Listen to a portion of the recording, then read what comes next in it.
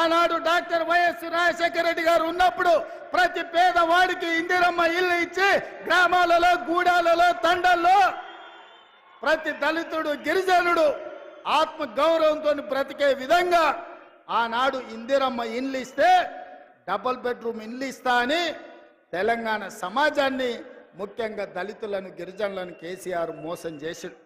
అందుకే పొంగులేటి శ్రీనివాసరెడ్డి గారి శాఖ గృహ నిర్మాణ శాఖ నుంచి ప్రతి పేదవాడికి ఇల్లు ఇవ్వాలన్న లక్ష్యంతో ఈ సంవత్సరం ప్రతి నియోజకవర్గంలో 3,500 ఇందిరమ్మ ఇండ్లు రాష్ట్రం మొత్తం 4,50,000 ఇండ్లను ఇవాళ పేదలకు మంజూరు చేసి ఇవాళ పేదలను ఆత్మగౌరవంతో బ్రతికించే విధంగా కార్యక్రమాలు తీసుకున్నాం. ఇన్ని కార్యక్రమాలు సెప్టెంబర్ 17, 2023 నాడు రాజీవ్ గాంధీ ప్రాంగణం తుక్కుగూడలో సోనియా గాంధీ గారు 6 గ్యారెంటీలను తెలంగాణకు ఇస్తే ఆ గ్యారెంటీలను అమలు చేసే ప్రయత్నం నిరంతరం నా మంత్రివర్గ సహచరులతోని మేము కష్టపడుతున్నాం. అందుకే మిత్రులారా, ఇవాళ మేము చేస్తున్న సంక్షేమం, మేము ప్రయత్నం చేస్తున్న అభివృద్ధిని చూసి ఓర్వలేక ఇవాళ టీఆర్ఎస్ నాయకులు ఉన్నవి లేనివి మాట్లాడుతున్నారు. నేను అడుగుతున్న కేటీఆర్ను, ఇవాళ ఆయన మాట్లాడుతుండు కాంగ్రెస్ పార్టీ మోసం చేసిందని. ఓరి సన్నాసి, అసెంబ్లీ ఎన్నికల్లో 39 సీట్లు ఇస్తే పార్లమెంటుకు వచ్చే వరకల్లా గుండు 0 ఇచ్చిండ్రు. 7 ఇట్లలో డిపాజిట్ పోయింది, 17 ఇట్లలో ఓడిపోయిండ్రు. ఇంకా మీ బుద్ధి మారలేదా? ఇంకా ఈ అబద్ధాలు మానరా?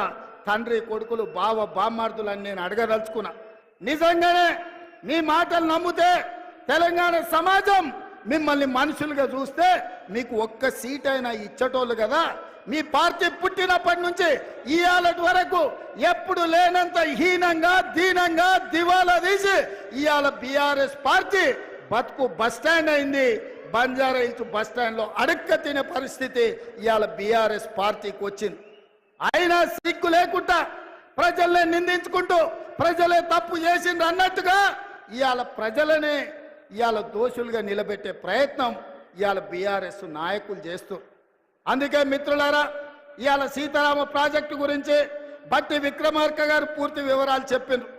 పోయినసారి ఇదే జిల్లాకు మనం పర్యటనకు వచ్చినప్పుడు సాగునీటి ప్రాజెక్టుల మీద సమీక్ష చేసి సాగునీటి ప్రాజెక్టుల నిర్మాణంలో అలసత్వాన్ని ప్రశ్నించి ఆనాడు విక్రమార్క గారు, తుమ్మల నాగేశ్వరరావు గారు, పొంగులేటి శ్రీనివాసరెడ్డి గారు ఇచ్చిన ప్రతిపాదన ఇవాళ 3 పంపులు శ్రీరామసాగర్ పొంగింది. ఇవాళ కృష్ణానది జలాలు కష్టమైనప్పుడు, కృష్ణానది జలాలు కరువు వచ్చినప్పుడు, కృష్ణానది జలాలు నాగార్జున సాగర్ నుంచి ఎస్ఎల్బిసి శ్రీశైలం లెఫ్ట్ బ్యాంకు మీద ఖమ్మం జిల్లాకు నీళ్లు ఇచ్చేది.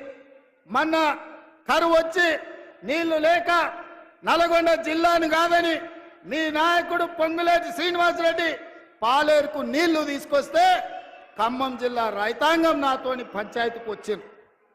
ఇవాళ మన మంత్రులే ఉత్తమ్ రెడ్డి గారు, మన మంత్రులే శ్రీనివాసరెడ్డి గారు. కానీ ఎవరికి వాళ్ళు వాళ్ళ జిల్లాలో వాళ్ళ రైతులకు నీళ్ళు ఇవ్వాలన్న పట్టుదల ఈరోజు మన మధ్యలోనే పోటీ పెరిగే పరిస్థితి వచ్చింది.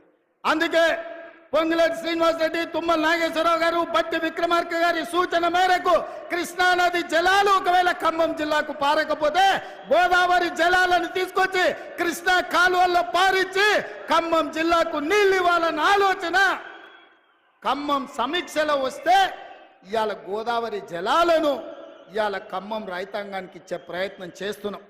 ఇది సరిపోతుందా అంటే సరిపోదు. ఇవాళ 18,000 కోట్ల రూపాయలకు అంచనాలు పెంచేందుకు సీతారామ సాగర్, ఇవాళ సీతారామ సాగర్కు 8,000 కోట్లు ఖర్చు అయింది. ఇంకా 8-10,000 కోట్ల రూపాయలు ఖర్చు పెడితే కానీ పూర్తి కాదు.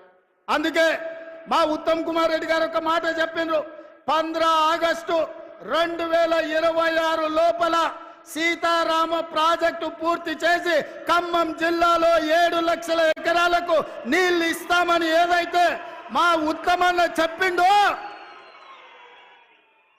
మళ్ళీ నేను మాట ఇస్తున్న మిత్రులారా, వైరా గడ్డ మీద నుంచి 2026 15 ఆగస్టు లోపల సీతారామ ప్రాజెక్టుకు ఎన్ని వేల కోట్ల రూపాయలు అవసరమైన నీళ్లను నిధులను వరదలాగా పారించి 7 లక్షల ఎకరాలకు మీకు